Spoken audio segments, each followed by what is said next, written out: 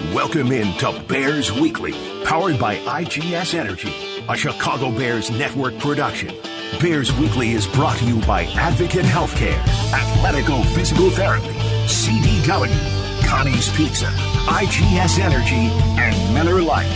Here are your hosts, Jeff Joniak, a.k.a. the Mayor of Bearsville, and his sidekick, Tom the Surfmaster Thayer. Well, thanks for spending part of your evening with us, talking Bears football in this officially the holiday season, well, with Thanksgiving here on Thursday, and your Bears meeting the NFC leading Detroit Lions. With Super Bowl winning Bears guard Tom Thayer, Jeff Joniak, on a early week edition of Bears Weekly because of our Thursday matchup. Coming up, a conversation I had with Bears defensive back Kyler Gordon, a little feature look at his situation and his interests outside of football. Also joining us tonight, we'll let you know when he joins us, Bears quarterback Jim Miller from SiriusXM will join us as well, the former Bears quarterback. In the ESPN studios tonight, spinning the dials, Sean Graney. And thanks to our producers, Dan Brilli and Jordan Tredup from the Bears. And the executive producer of the Bears Radio Network is Eric Ostrowski. Tom, good evening. Big Jeff, I'm glad that we don't do these shows until Thursday night during our regular work week, because you need this kind of loss like that to stew a little bit, get to understand it, let the week start for the next opponent, and then, do the show. Right, the night after a loss like that, it's still sitting in my craw, so it's hard not to think about. All right, I get you. And, we're in scramble mode. It's everybody's used to it now. Thursday Night Football is a regular part of our existence and will be moving forward, and who knows what else will come down the line. But there's always, for players, for coaches, for people like us who do the games, it's a mad scramble to check all the boxes that you normally have 6 days to get ready for. You've got a couple, and then we're flying. And on top of it, we're flying out of town.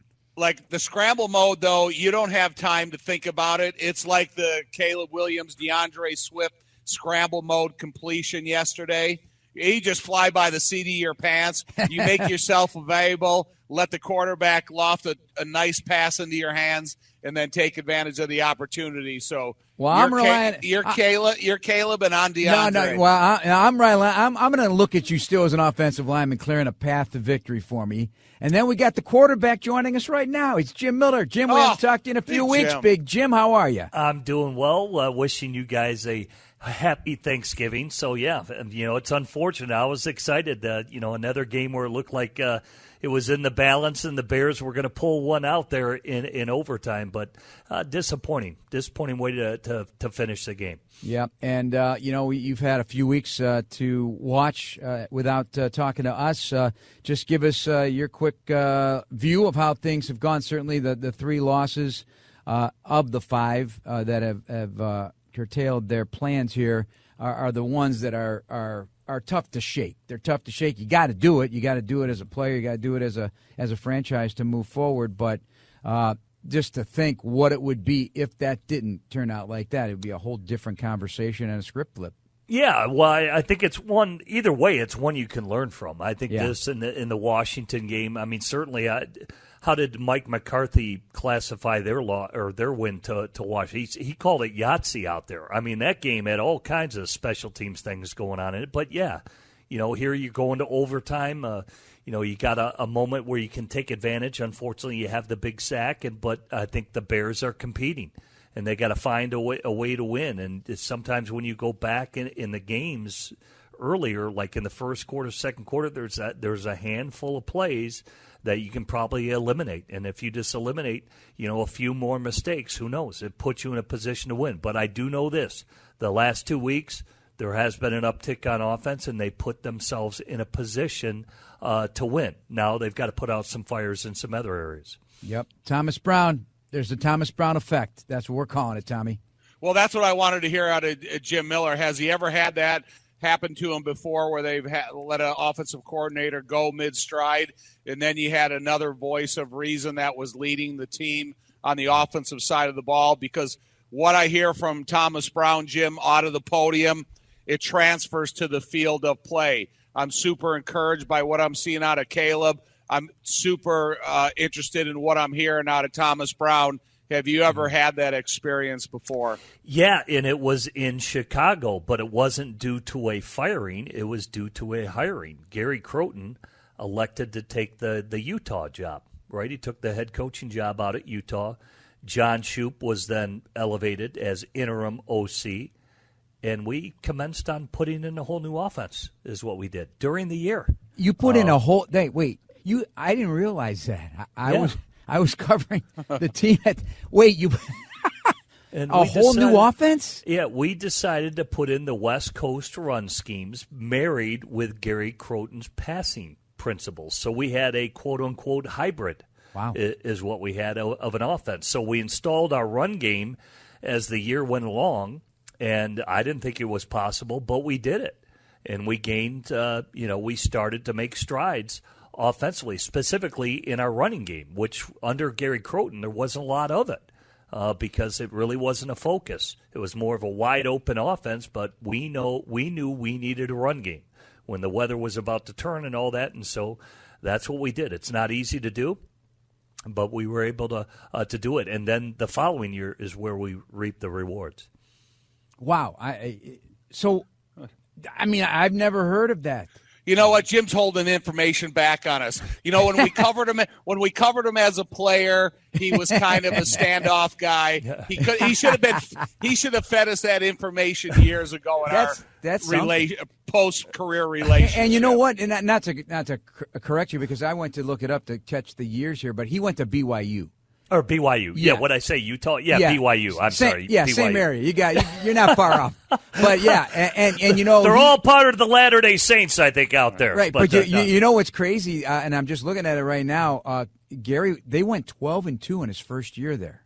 Yeah, 12-2, and they lost to Liberty in the. If you remember Gary Croton coming out of La Tech, Louisiana Tech, that was Tim Rattay. They had a very good offense. I mean, they led basically the nation in passing, and it was all the rage. And Gary had quite a bit of success with that offense in college. Absolutely. Boy, Tom, you never. It's about the questions you don't ask. We asked that one. That's a good one. That's some good info right there.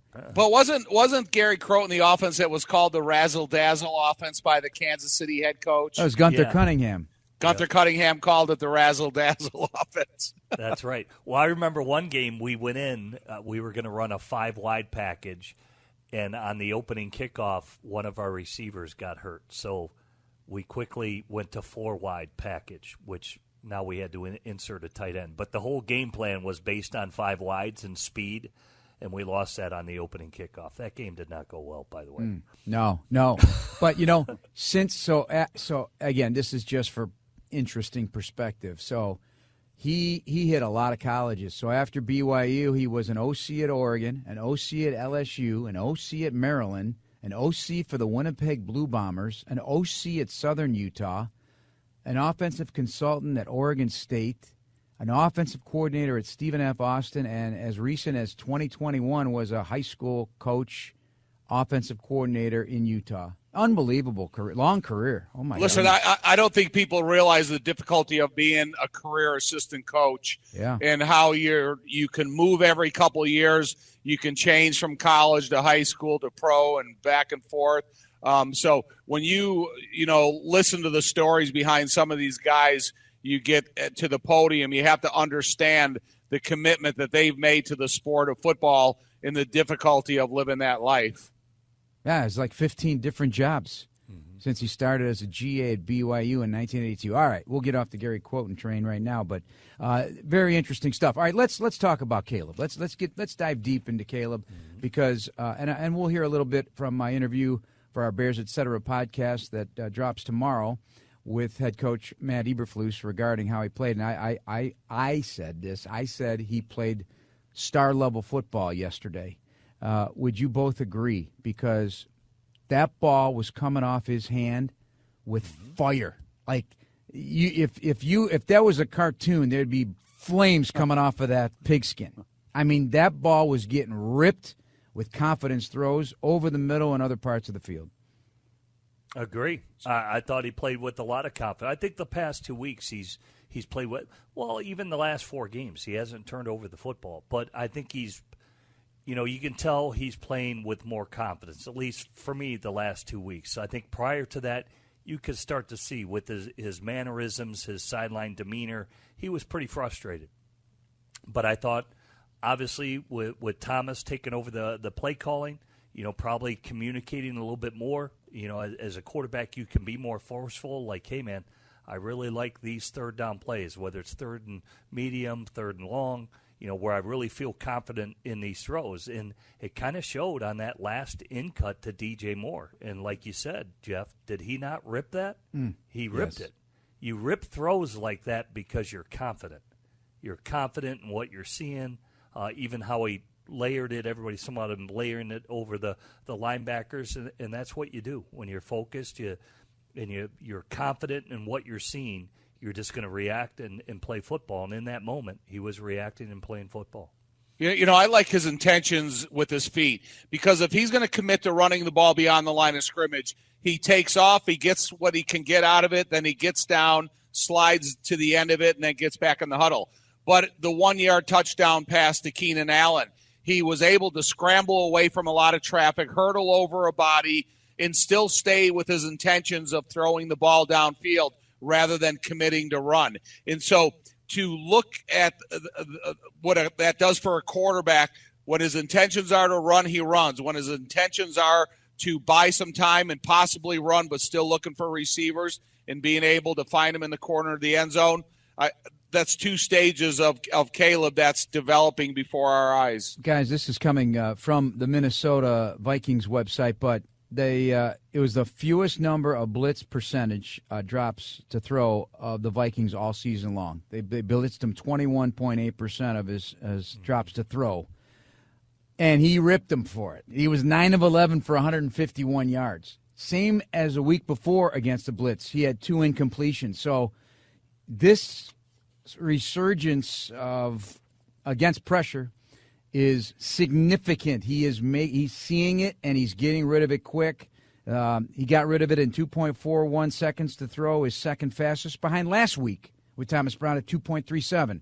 So what does this tell you guys? It tells me that the defensive coordinator that he's going to face week to week is going to have to devise up their own plan of strategy against him. It's not something that you can take a template of success against him from other coordinators and then try to copycat that, because everybody knows what Brian Flores is capable of. And then here he kind of changes his style of the defensive approach, because Caleb has, I talked about the ability to scramble beyond the line of scrimmage, the ability to scramble and stay alive and look for receivers. And then he can read during the cadence, and he's got fireball accuracy like you talked about. So I think all these defensive coordinators are going to have a period of time to try to decide their strategy against Caleb. Well, if he's 9 of 11, you said, against the blitz, so he's seeing and understanding what he's seen. So I think the key in diagnosis is there. And then I think, when it tells you that he goes turnover free, that's a big thing, and that's the last 4 games he has done that. And so I think you are seeing growth. I think, once he continues to log these plays, and it's going to register, and I always call it, you're building this Rolodex for the next time you see it, you have the answer. And so I think he's building these answers. And, I think we see the times where he's got to figure out some answers too. And obviously the sack in overtime, that's a play he's going to have to learn from. And he's going to have to put that in his Rolodex too. So, there's give and take, but I think you see the athleticism, you see the talent, you see the ability, and I think you see the command in the leadership. He's going to be a fine young player. I know the wins aren't stacking up, but you are seeing flashes right in front of your eyes. And now it's 4 comebacks in the fourth quarter to tie or take the lead with Caleb Williams. So that's a very important development indeed. All right, we got to take a break. Jim Miller with us this week with Tom Thayer. I'm Jeff Joniak, and this is Bears Weekly on ESPN Radio and the Bears Radio Network. This is Bears Weekly with the voice of the Bears for 24 years, Jeff Joniak on the Bears Radio Network. This segment of Bears Weekly is brought to you by IGS Energy with Tom Thayer, Jeff Joniak, and Jim Miller from SiriusXM NFL Radio, moving the chains. Jim. We're going to hear from Matt Eberflus here in a second. But just overall, how do you, this NFC North is crazy, is it not? Wow, yeah. There's some talent, some good teams. Well, you look at Green Bay taking down, I should say, San Francisco. That's been kind of a rivalry game because San Francisco has really had their numbers, specifically postseason, even as recently as last year. But just the point totals. We've talked about Detroit. Look at the numbers where they were, encroaching on the high 40s, even went over 50 points. I'd say the same for Green Bay. They have high point totals. Minnesota, we know they can as well. And I think the Bears are capable of it. We know the weapons that they have, and hopefully down the stretch in these divisional games, playing these high-scoring offenses, we'll see if the Bears can match point for point. Hey, they just took Minnesota to the brink and took them to overtime. They're going to need that offense moving forward the rest of the year. Yeah, you know what? That's one thing about this game. There's so much emotions attached to the Green Bay Bears game. A lot of emotions now, especially after an overtime loss to the Minnesota Vikings. And now you have the emotions of a Thanksgiving Day game, and it's probably more emotional in Green Bay just because this is a tradition for these guys. And, it's really tough for the players to have to be able to match the emotions from one week to the next. But, when you're on a positive trend in your quarterback play, I do think it's exciting for everybody else to want to get back on the field and see what this offense with Thomas Brown and Caleb Williams and, as Jim mentioned, all the offensive assets they have, get back on the field and see what you can do. I mean, there's nothing more gratifying than having the challenge of playing the Detroit Lions and then going there and having a showing that you go toe-to-toe with them. Lions have lost 7 in a row on Thanksgiving. I did not know that. Is that? I mean, wait. It threw me today because I thought I had read something that, things haven't gone well, and the Bears have won 3 of those games against them. But we think about going in there now, in not so distant past, the suites were empty. There was no vibe in there. Now it's quite the vibe, and it has been for several years, the electricity in there. But they have lost 7 in a row on Thanksgiving. Well, the last year during the regular season when we played them in Detroit, the noise contribution that contributed to the ability for Hutchinson to get off the ball and create a sack, strip, fumble at the latter part of the game. If that play before, if there maybe been a different decision made, but they threw the ball to Tyler Scott, if he would have continued to run and made a big catch like that, you don't know what the outcome could have been of that game.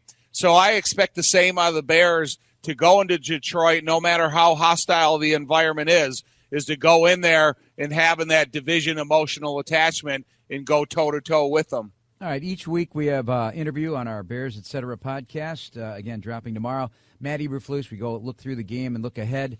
So a little snippet of this interview today that I did with Matt to discuss, just the cumulative effect of the impact of these tough losses and other topics as well. Yeah, it's about having resolve, right? Being steadfast, to each other and to the things we want to accomplish, and that's about doing it for each other and pulling together. And I think that's important that you do that. And there's also a lot of good things that are happening on our football team. And there's a lot of things that have happened on our football team. So I know the result isn't what it is, in terms of what we want, in terms of the last few weeks. But, again, we're just that far away. And we have to close that gap. And how do you close that gap? By pulling together. And you close that gap by just doing a little bit better, at the end of the football game as a whole football team. What is the impact of a quarterback who is playing like he is and really was a star yesterday? He was fantastic. What does that do for everybody else on the team in terms of getting ready for the rest of the season? Because you got a guy who is showing he can pull you out of the fire here. He is young, yes, but he can do that. And does it make everybody play a little harder for the quarterback? Yeah, I would say that, the hope and, the future of the franchise is always on the quarterback, and he's done a really good job with that. And he understands that. And he understands that he has to get the ball to the skill and do his thing, and he's been doing that. And I believe that the football team, that is always going to be a big spark for a football team. And, guys want to do right because we have a chance to win every game. and we got to make sure that we continue to improve on all sides. Roschon Johnson. So definite nose for the end zone, does he not? And he almost had another one yesterday on top of it. What do you think about he's getting, just a handful of opportunities, but he's making the most of them when short yardage in particular. 6 touchdown runs. Yeah, he's done a really good job inside the 5-yard line there, really doing a good job. And the offensive line's been doing a good job in terms of, getting and blocking there on our goal line package or whatever it might be. And that's an everybody thing. And Roschon's always stayed positive. I know he was injured during training camp, and he's done a good job coming back from that, and staying positive and really working himself back into that. And he's done a really good job in pass protection, and he's also done a good job in 2-minute when he's been called to do that, catching the short area throws and having yards after catch. And I think that's all-encompassing of what a running back does. I want to talk about DJ Moore because in the postgame I brought it up on the fly sweeps or the tosses and run plays, and he looks really good doing it. He's slippery. He's explosive, hard to bring down even when he catches the football, obviously. So that's like a subtle change in the use of him, but it's a big payoff, do you think? And is this now the new DJ? Yeah, and I think DJ can do a lot of things. He does a lot of things well and does a lot of, does a bunch of things great. And I just think that he's, the more we can use him, the better. It's going to open things up for everybody else. And I really believe that using him in that role, in terms of a screen player, but also getting him down the field also, on that, like we saw in that deep end cut. Those are all positive things and ways to gain yards, in space and get a great athlete in space to be able to break those tackles and yards after catch and the things that he does. All right, and then the secondary as a whole. Have you ever in your career had so many pieces to a puzzle in a secondary, guys that are coming off the practice squad and performing, veteran guys? I mean, the guy who recovered the onside kick is a backup safety, Travarius Moore. I mean, they're all making plays. They're all involved. They all seem to have that same mindset. Is that a fair representation? And have you ever had that many guys that you can call on? Yeah, J.O. did a really good job yesterday. Yeah. He had an interception, made a couple of really good tackles. The interception, unfortunately. Yep. Yeah, he did some really good things in there. He obviously caused him recover a fumble and on the goal line. So there's a lot of positivity there. Hicks, when he was in there, was really playing at a high level. And, that's Reddy Stewart comes in a couple weeks ago. Yeah, Reddy Stewart comes in, and, it's the next man up mentality, and the guys do a really good job. And, they've affected the game, with ball production too, which is always a positive. Is Kyler ready to become a superstar at nickel? Kyler's done a really good job at nickel. He's going to make a lot of impactful plays as we go on a stretch here. And I really believe that he's knocking on that door, and he's really going to push through in these next games because he's making a lot of impactful plays, and again, we're going to use him in a lot of different ways. Right. So he's really good. Sorry to step on you. I know we worry about us, not them, but them is Detroit, and they're a freight train right now. What's the best way to analyze them?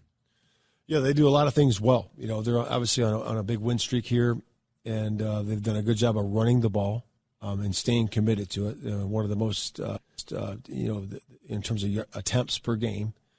And then they've done a good job of stopping the run, and they're really playing at a high level. They do a really good job of getting the ball to their skill in a short area of the field, and be able to let those guys run, after the catch. And so that's why our cup and our short area defense has got to be really good. So it's going to be a big challenge for us, on Thursday. But our guys are up for it. We get to play on Thanksgiving. We have an opportunity in front of us to play our division opponent. And the guys are excited about the competition. All right, Matt Eberflus on our Bears Etc. podcast that will drop tomorrow. Jim Miller and Tom Thayer with us here. Fellas, let's talk about some of those things.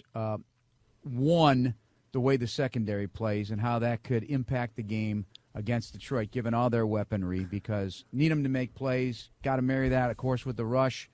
Tom, we'll lead off with you, and then we'll go to Jim. Well, I just think they're fortunate to talk about the number of bodies that they have that are good contributors to the defensive backfield, because to me, I think it's one of the more difficult positions. I think Kevin Byard's taken on a real leadership role on this football team. And then when you have these developing assets like Kyler Gordon, who's deployable in so many different ways and levels of this defense.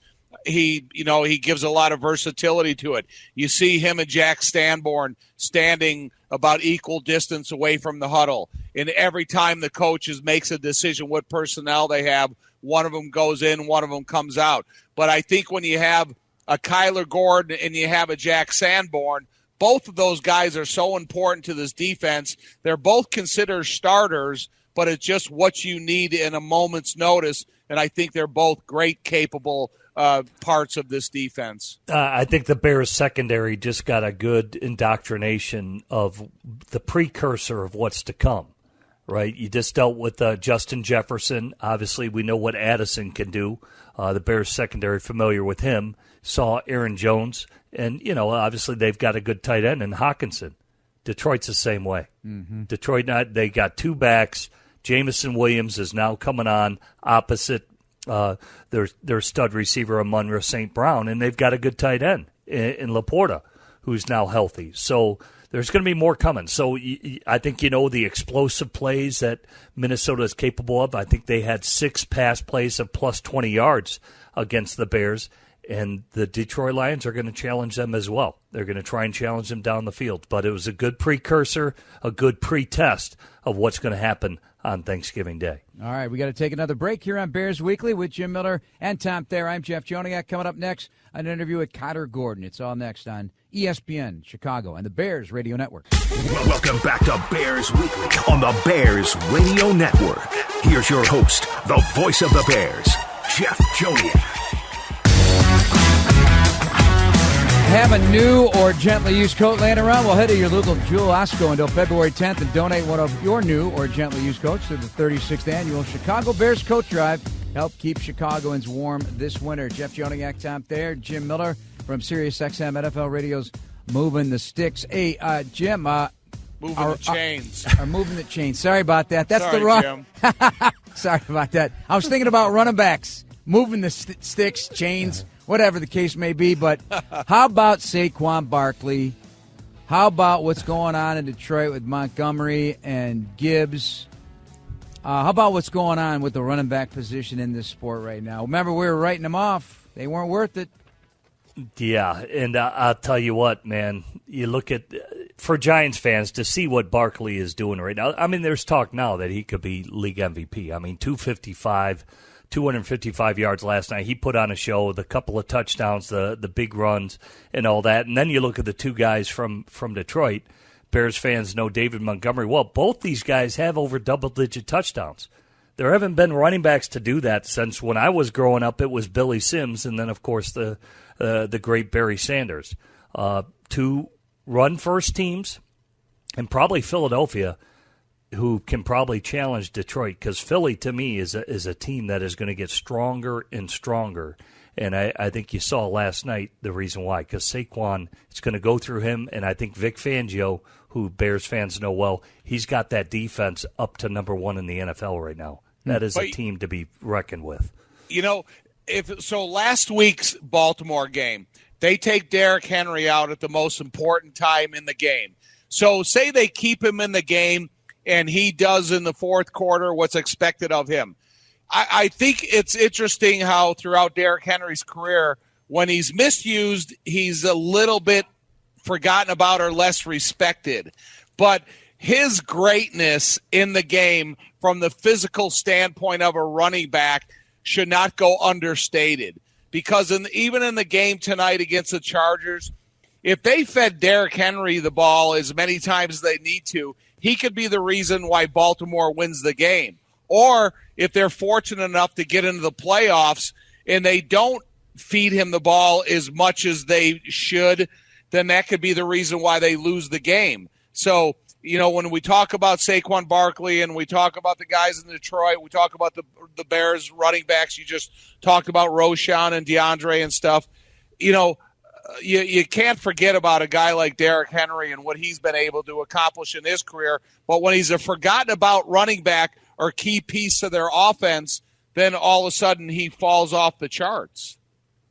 Harbaugh Bowl tonight, third time. So Harbaugh's of the Chargers and the Ravens. You guys have interest in this, don't you? I do. It's kind of interesting. I do, just because, I have met John a couple times along with his dad, and I played alongside Jim and spent, social time outside of professional time. And he is a really peculiar, odd person, but that's what I liked about him. And I think that's what a lot of people liked about him. So I have as much interest in the Brother Bowl as I do the game itself. Yeah. At least for me, I enjoy their games because I grew up locally here where they grew up, and they're well coached because of their dad, Jack. Yeah. And here's what I do know. I think you can see pretty clearly that when Jim Harbaugh arrived to the Chargers, there's kind of a level of toughness that comes with him, right? When he was out at Santa Barbara, and then he went to Stanford, and then he went to the 49ers, and then he went to Michigan where they won a national championship. There's kind of a level of toughness that comes with him, right? And I'd say that for John Harbaugh. So they're well coached, they're tough, they're hard-nosed teams, and that's why they come from a great coaching family, because Jack Harbaugh was a great coach and what he accomplished, and I think both his sons soaked up every bit of it because they're two really good coaches themselves. Well, I think both of these guys put expectations on their players, and then they have to live up to them. And no matter where Jim has been, even Jim himself as a player was a tough guy. He was a well-conditioned athlete who was 100% committed to what was expected of him. So what he expects out of himself, he expects out of his players. All right, let's touch on Detroit, because you mentioned the running thing. Some crazy stats with these two guys right now. So they've rushed for a touchdown in 25 consecutive games, the Lions. That's the longest streak in NFL history. In 22 straight regular season games, they've rushed for a touchdown, the third longest streak in NFL history. And for the first time since 1936, they've had at least 100 yards and a touchdown in each of the first 11 games, and the first team to do so since the 1975 Miami Dolphins. First duo in NFL history, Gibbs and Montgomery, which Tom is a nickname for him, to rush for 10-plus touchdowns in consecutive seasons. They're doing it the old-fashioned. I mean, this is stirring up names going back to the 60 Packers and Horning and Taylor about their ability to score touchdowns. They run it in the red zone. And you call him what, Tom? Well, it's a name that I've copied. It's the Pony Express, only because it's a reference to the Pony Express from SMU of Craig James and Eric Dickerson, and they were both drafted the same year I was drafted. And I was thinking, oh my God, there's a college backfield with a name that's become famous around the world of football because of what both of these guys' capabilities are and what they contribute to the running game of SMU at the time. And when I look at Dickerson and James and what they did together and what Montgomery and Gibbs are doing together, there's just similarities to each of the styles that they're contributing to their team. NFL is all about nicknames, man. Some great ones over the course of time. I mean, Big Tom. I mean, think about it. There's some great name that you just say the nickname or you say what you just said and people remember exactly what it was. Offensive lines. I mean, what kind of names we got? What do we got going? We got the Black and Bruce brothers. The Hogs. The Hogs, yep, the Hogs in Washington. Yep. Jim, what else we got offensive line-wise? They don't get a lot of nicknames. Well, you get guys like out of Michigan State, like Flozell, the hotel. They get called hotels. The hotel, yeah. Yeah, some guys they just get their own nickname, right? Right. 100%. All right, we're going to take another break. Carter Gordon coming up next. This is ESPN Chicago and the Bears Radio Network. Welcome back to Bears Weekly on the Bears Radio Network. Here's your host, the voice of the Bears, Jeff Joniak. This segment of Bears Weekly brought to you by CDW. People to get it. Jeff and Tom and Jim Miller from SiriusXM NFL Radio. So Carter Gordon had a chance to sit down for a feature interview. You'll see some of that on Bears Game Day Live on Thanksgiving morning from Detroit. And my entree was his performance in London when he had 7 tackles before he left the game, but he was flying all over the place. A really impressive performance. I wouldn't say that's my best. Like, I was definitely feeling it. Also, I kept telling Flus, like, keep sending me. Blitzing my thing, I'm good at it. I love it, and I feel like it's one of my good attributes of doing that. And I don't know, that game was just a fun game. London, the atmosphere, like everything about it. I don't know, it was vibes. So I was definitely in the mode. Yeah. So you love blitzing. Now, have you been always a great blitzer back to school, or has he gotten something out of you that made you even more dangerous as a blitzer? Yeah. Honestly, I would say that no one's ever really got to see me blitz. Because in college, I played corner a lot. I mean, I had a couple, like, off the side, but, like, that's not the same. As a nickel, you got to disguise. Yes. Mess with the QB's head, deceive, and stuff like that. So, finally, I feel like no one really got to see that I had that ability until I got put in that position. So, yeah, that's definitely one of my strong So take me there. Take me there. You're thinking, you got the green light. You're getting out of the huddle. Mm-hmm. What's your plan? Master disguise. It's like extreme deceiver. Like, that's immediately is going through my mind. Like, I'm gonna act real crazy for the QB. You don't know nothing going on.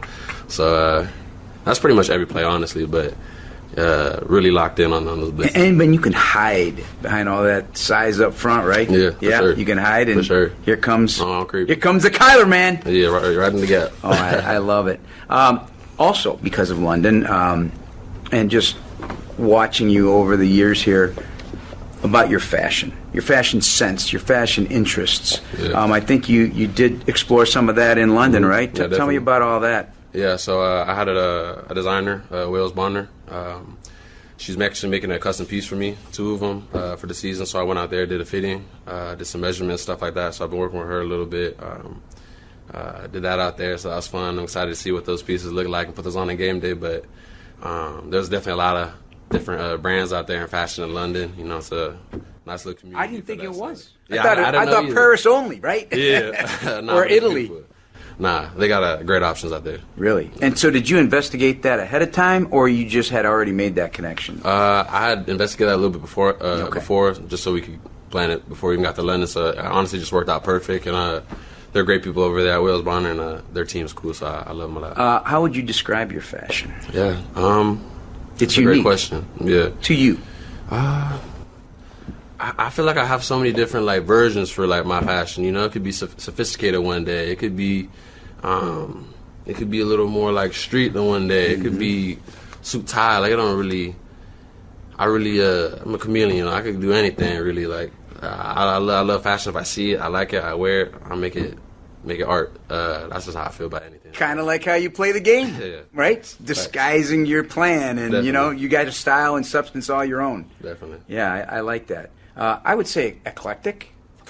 Eclectic, you know, little variety. DBs back in the day, fly, were fly. I mean, they made sure they were put together, and it was very, very, very nice. Nothing crazy. Got the most swag on the team. Yes. DBs. Yeah. Why is this?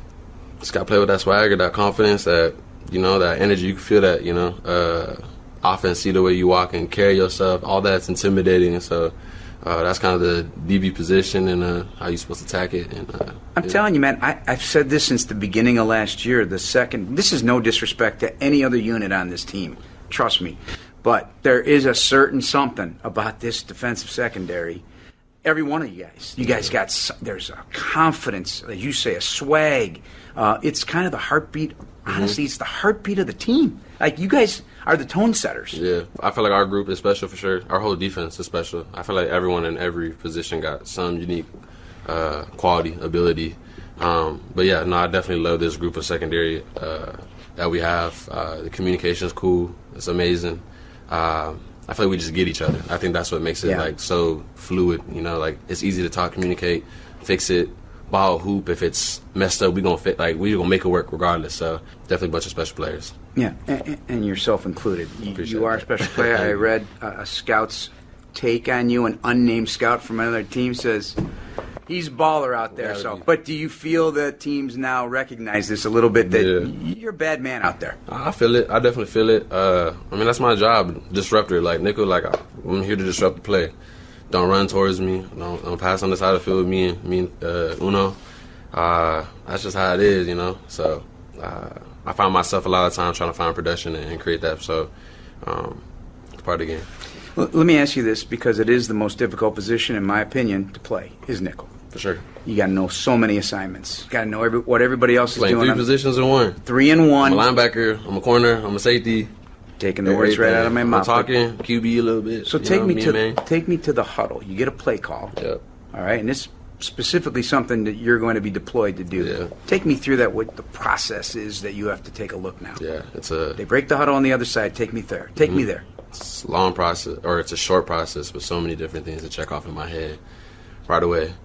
Call, job, all the multiple assignments that I could possibly have. If it's this, 3x1, 2x2, speed at 3, like communication to the corner, to the mic, to the safety, whether I needed to be this or that, or set them up in position. Then I'm going to formation. All right, trying to predict or kind of see what route formation they like in this specific set, whether they're going to do this, tendencies, like I'm thinking that. Then I'm eliminating routes, 2's on the ball, 1's off, alert the motion, possibly a China route. Like there's so many things flying through my head. Like I got into my head, like at the end, I'm like, all right, these three options, it's most likely going to be this, and I'll play off of it. But how do you make it slow down then?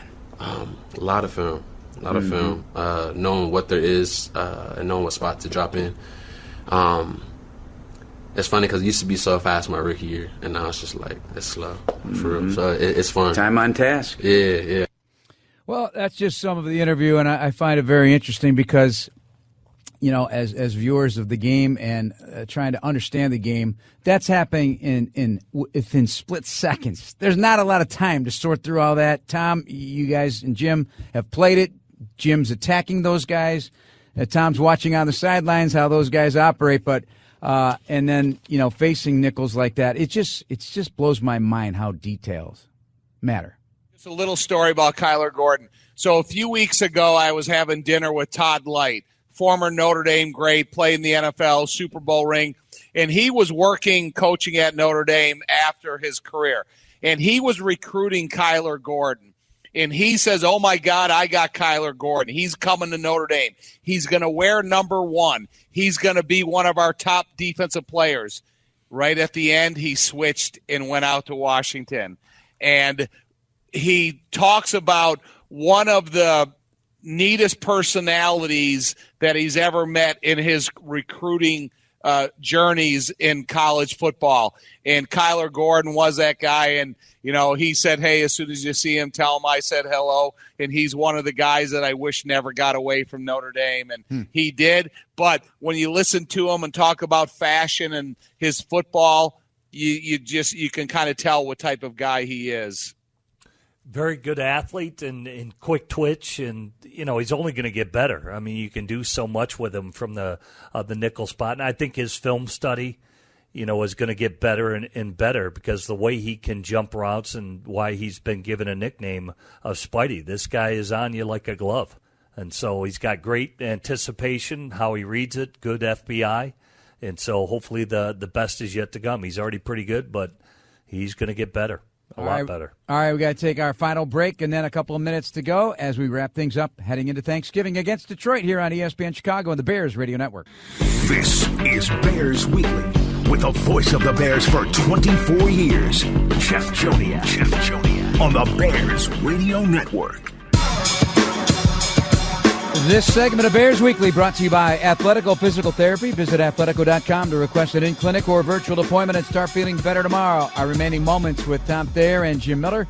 Jeff Joniak. Hey, guys, I don't know if you're familiar what's been going on here at Halas Hall, but in the effort to provide fans with an inside look at the organization, the Bears launched a virtual tour of Bears history and tradition here at Halas Hall. You can enter Halas Hall in the front lobby, allowing an experience to learn and explore the life of George Halas and careers of the record 32 members of the Pro Football Hall of Fame, including the newbies, the inductees Devin Hester and Steve McMichael. See the Bears memorabilia and artifacts from the team's historical archives just as it's on display here at Halas Hall. You can log on to chicagobears.com and check it out. Obviously, both of you have been here and witnessed all that. It is like a mini museum around here.